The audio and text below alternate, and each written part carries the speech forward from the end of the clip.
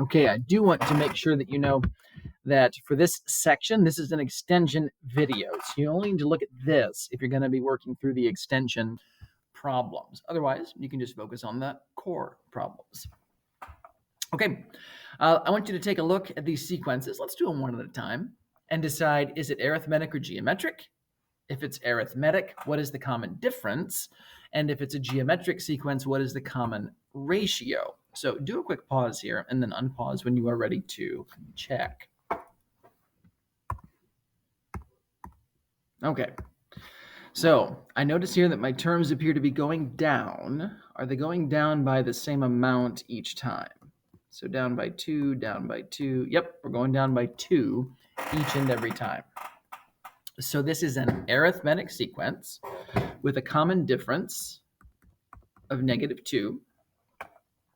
And if you were describing this sequence in words, you might say something like this.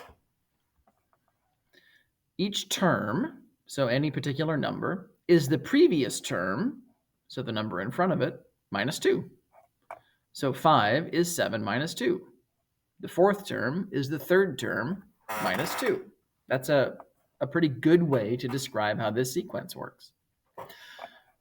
Over here, let's do an analysis again. Decide arithmetic or geometric, and common difference or common ratio. So things to notice this time. I see that the numbers are getting pretty big pretty fast, so they're not evenly spaced. Probably not going to be arithmetic. And also the sign is changing every other term. That's often, not always, but often an indication that we're dealing with a geometric sequence that has a common ratio. So as we look here, if you take -6 divided by 2, you see that we had to multiply by a -3. Take 18 divided by -6, you see that we had to multiply by a -3. Continue that pattern down, and you'll see that happening all the way throughout. So this is a geometric sequence with a common ratio of -3. If you were to describe this in words, you may say something like, each term is simply the term in front of it, so the previous term, times -3. So to get to the 18, you took the -6 times -3. To get the fifth number, you took the fourth number times -3. Both of these descriptions are what we call recursive descriptions. Recursive just means it's referring to what came before.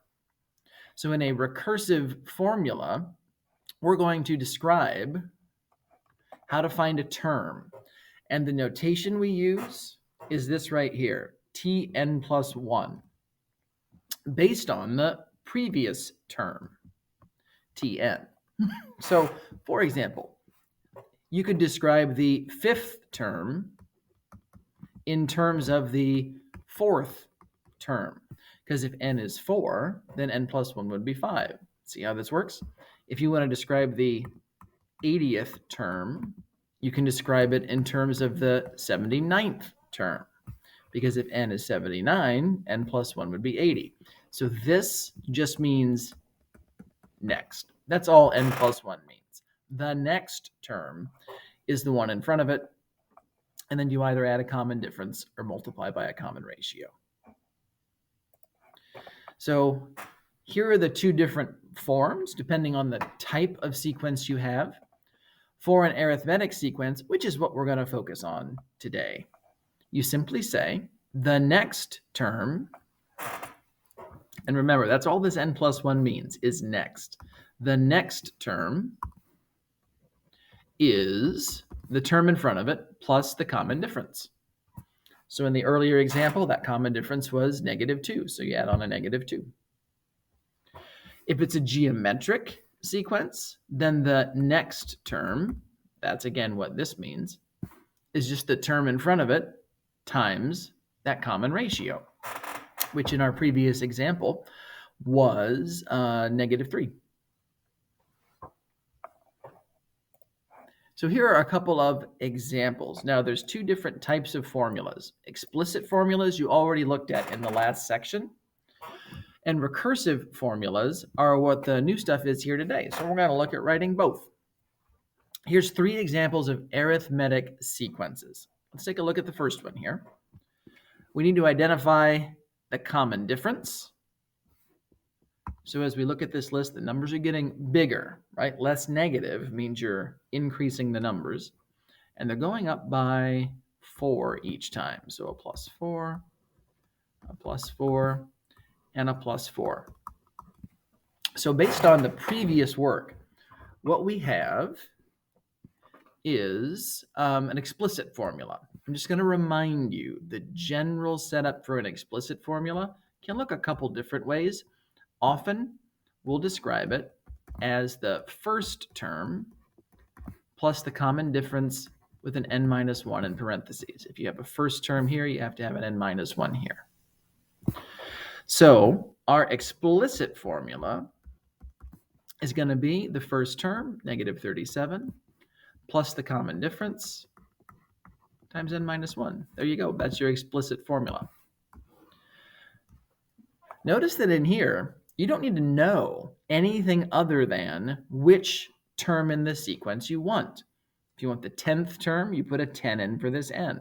If you want the 410th term, you put a 410 in for this n. A recursive formula is easier to write because there's less to it, right? All I really need to know is what's the common difference. So for my recursive formula, the next term is just the previous term plus that common difference, which in this case means the next term is simply the previous term plus 4. So it's easier to write. Notice you don't have to know as much information. But it can be a little harder to use. If you want to know what the 100th term of a sequence is, and you're using a recursive formula, you have to know what the 99th term is so that you can add that common difference to it. So benefits and drawbacks to both. Okay, I'd like you to do here a quick pause and do the exact same thing, an explicit and a recursive formula for this arithmetic sequence.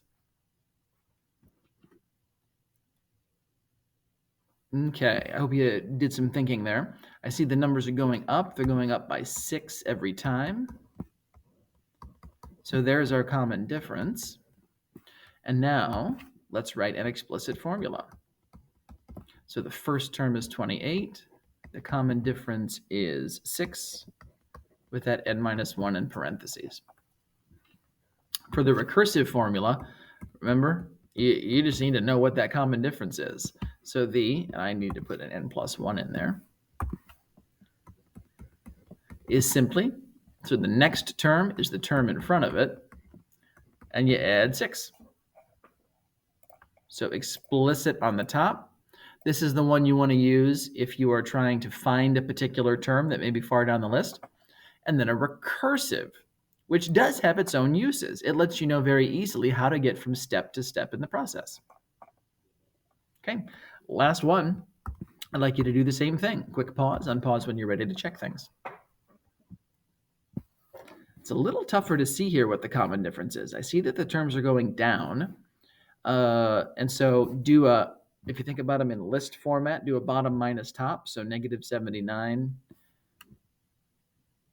minus 21 gives you a negative 100 difference. And that, yep, same thing happens again.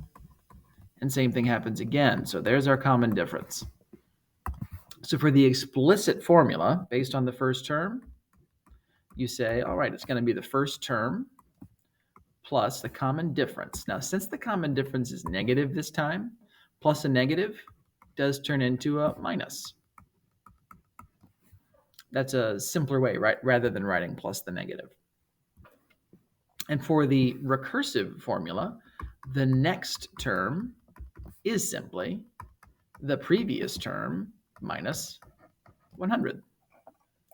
So there you have it, my friends, an explicit and a recursive formula, 2 different ways of expressing that same relationship.